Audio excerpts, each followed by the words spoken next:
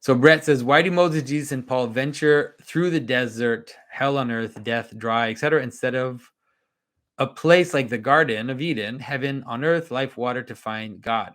I think it has to do with God is always with us, even when we are going through hell, tough times. The Lord reveals himself to us when we are the most vulnerable, and we realize of our garment of skin can no longer protect us from what's about to happen. Let me know what you think. And so there's a lot of stuff. Let me just do something here. All right. And so the best way to understand that, it has to do with transition.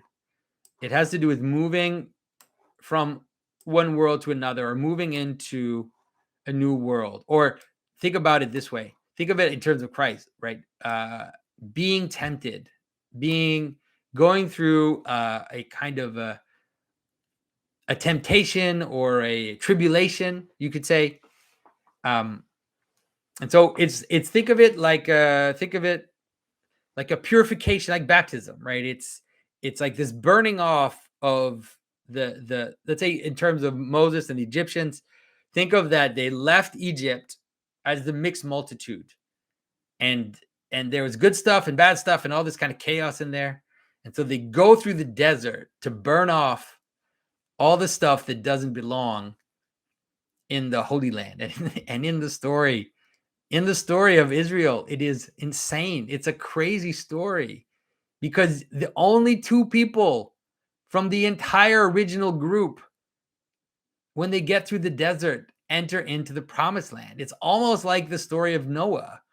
The passing of Israel from Egypt to the promised land is similar to the flood, because everybody dies in the desert.